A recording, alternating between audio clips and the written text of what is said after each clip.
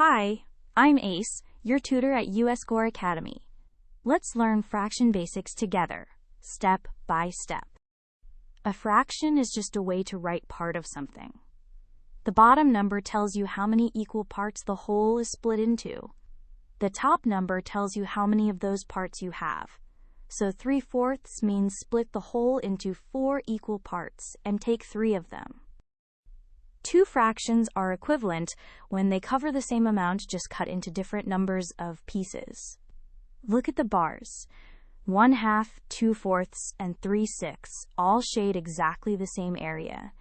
They're equal in size, even though the slices look different. Here's how to make an equivalent fraction. Multiply or divide both the top and the bottom by the same number.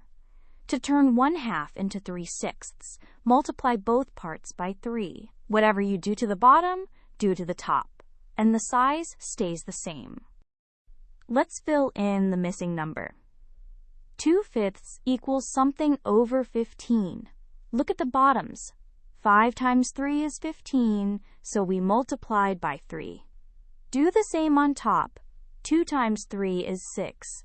So 2/5 equals 6/15.